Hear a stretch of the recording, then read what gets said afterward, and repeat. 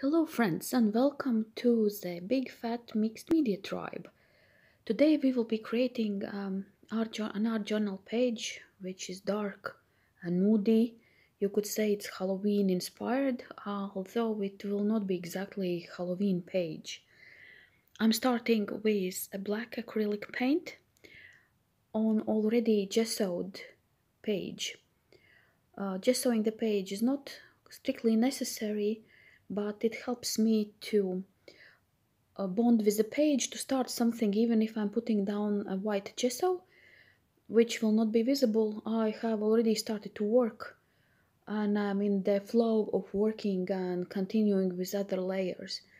So I'm starting with black acrylic paint which has been diluted with acrylic medium, which makes the color more transparent, more liquidy.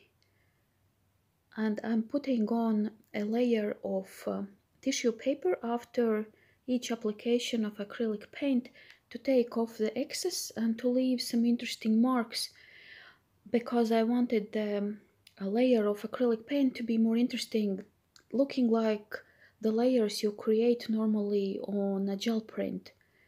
But since in the journal, which is spiral bound, it is very difficult to use a gel plate on it, I'm using this method to create more interesting gradients of color on my page.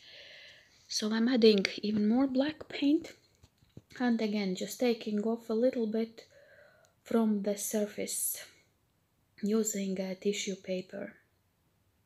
And specifically for this purpose I usually keep a little pile of already neatly cut tissue paper sheets on my working table. And again, more black. I'm concentrating the black on one side of the page. And I'm working with a rather wide brush, as I do not need much precision here, just application of the paint. And let's lift the paint again. And you see in some parts it lifts, in some parts it stays, and it creates more interesting surface than just your usual brush marks. So the other color I will be using on this page will be a purple. So I took a purple color from my acrylic paint set, but it looked too blue. So I'm adding a little bit of red. Just look at this very gorgeous purple. Whoa!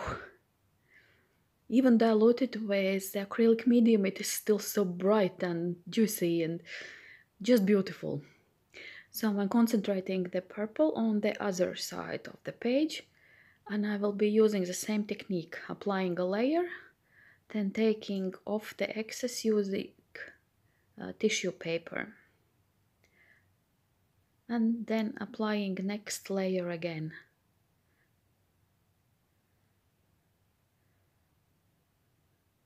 And I'm adding more of acrylic medium because I want the color to be lighter in the middle of page, where later my focal point will be.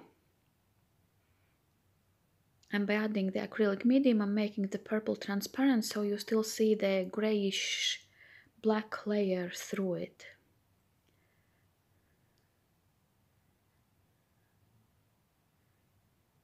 And of course, after finishing the colors, I dried them using my heat tool. Or you can just let it dry naturally. Let's add some more interest to the background, and I'm taking this gorgeous letter stamp, script stamp, and I am applying a StazOn ink because the acrylic medium makes the surface slightly, not to say plasticky, but slightly less sticky. So I'm using a very serious ink to make sure that whatever I'm stamping sticks to the page. And I am stamping randomly in the middle, at the top, at the bottom of the page. The text will not be very visible, but it is there, just adding interest to the background.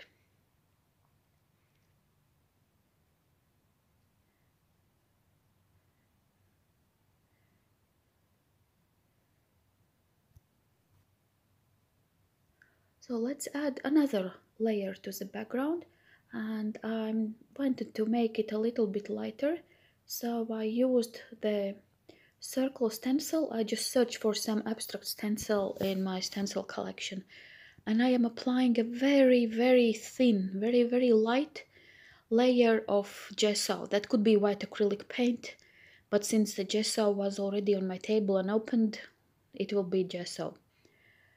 And the layer is really light, as I do not really want white circles or white patterns on my page, but just to add some additional interest to the background color. So in places it will be slightly lighter, if not white.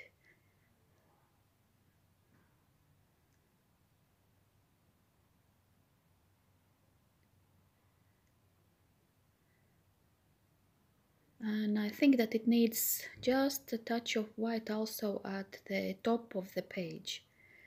So I'm turning the stencil, it doesn't matter, it looks the same in any direction. And again, just very lightly, just the minimum amount of gesso on my sponge, and I'm touching the page here and there with it.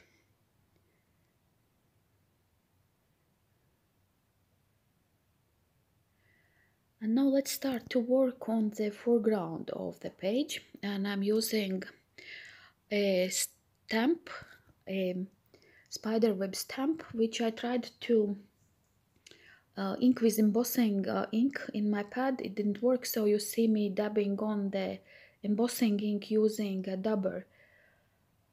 Much more work, but at least this one had a lot of ink in it and it worked. Since I'm going to emboss the spider web, I'm using an acrylic block to press it down, because I've noticed that if I use just my hands, the stamps tend to slide a little bit when I'm using embossing ink. And then, slightly worried, as I couldn't see if the ink is working or not, I put on a lot of white embossing powder, just hoping that it will stick to my page. Let's pour off the excess and see if it worked.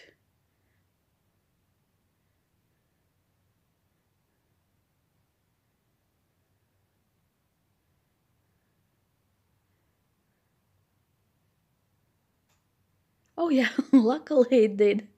So we have quite a messy spider web, but since this is an art journal page, it doesn't worry me. It can be messy. The lines do not need to be exactly clear, but still I'm using a brush just to take away the powder where it's stuck to the page. Absolutely unnecessary. But I will not be worried if there are some speckles of embossing powder here and there where they shouldn't be. And then the magic of the heat gun. And you will see that I have also added the stamp one more time to continue it across the page. I didn't like that the spiderweb stopped at the not reaching the end of the page, the edge of the page. So I stamped it again and I embossed it again. And now to the focal point. I have this gorgeous, huge bug stamp. So this will be my focal point. And since the background is dark, I'm stamping it on a piece of tissue paper to make sure that it stands out more on my dark background. Oh, that bug is just gorgeous. And to get it out from the excess paper, I'm using a slightly damp brush, and I'm just brushing water around my bug and then tearing very carefully the bug out of the paper. I really have to be very careful because the legs are very thin, so it's very easy to tear them off.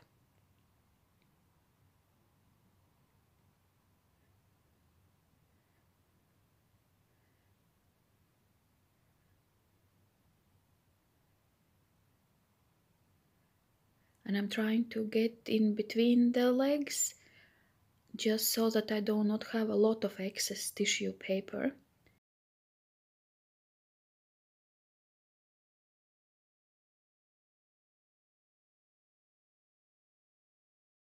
And when the bug is ready, it's time to prepare the background for her. So I understood that simply gluing a tissue paper will not be enough to make the bug stand out from the dark background. Therefore, I'm using my white gesso again to color the background where the bug will go. And I'm using my torn out bug to measure where the gesso needs to go, as I do not want to put down too much of the white and to lose too much of the background. So this seems about right. And then what needs to be done, the bug needs to be glued to the background, and I'm using a very heavy gel for this, as I do not want the bug to wrinkle and the tissue paper to wrinkle or to tear. So very carefully I'm gluing down my image, and equally carefully I'm going over it with a layer of the heavy gel. And of course then it all needs to dry.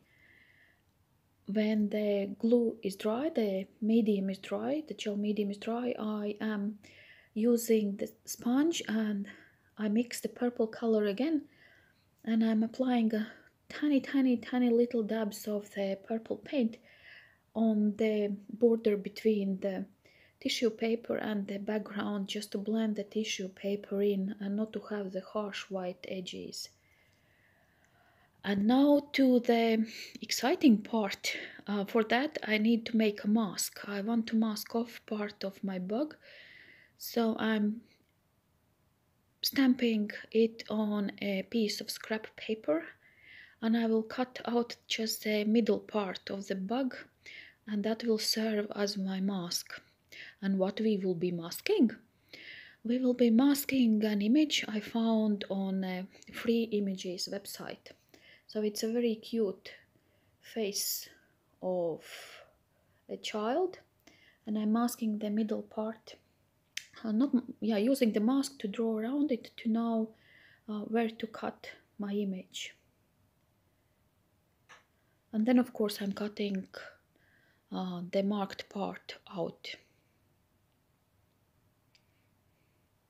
I'm trying to cut slightly inside of my pencil mark to make sure that the cut out face is not bigger than my bug.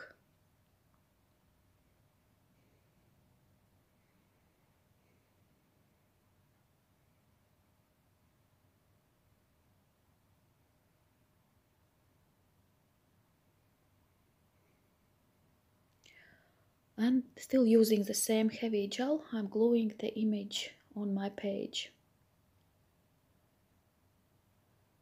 Ooh. Yeah, that's an interesting image.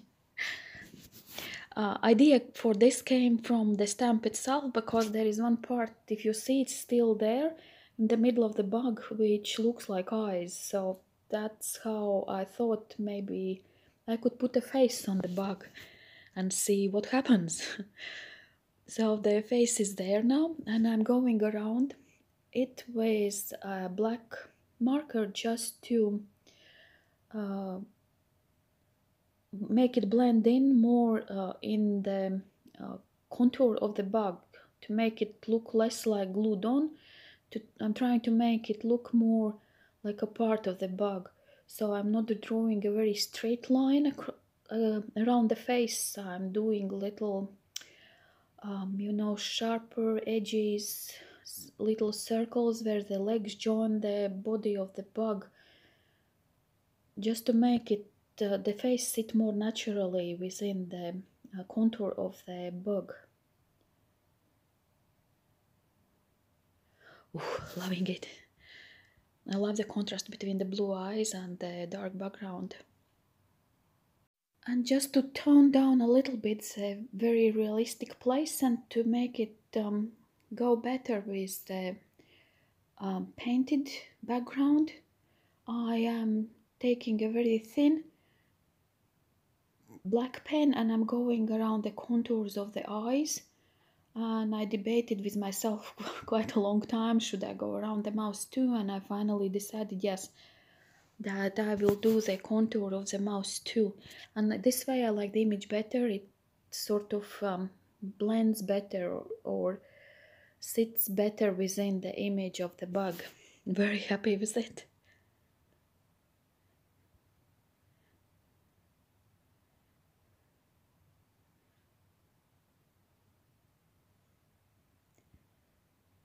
And when that is finished, all that's left to do is to glue down the sentiment. Some eyes condemn the earth they gaze upon, some wait patiently till they know far more. It is a part of a poem which I found on internet, unfortunately without an author. So if any of you know the author of this beautiful poem, could you please let me know in the comments? Oh, I'm really happy how this page turned out to be. When I started it, I had no idea where it was going or how it will finish. I just had this general idea about the face and the bug. Well, I'm leaving you with still images of this art journal page. Please press the subscribe button to get to see the next art journal pages and choose the next video to see, and I see you soon. Bye bye.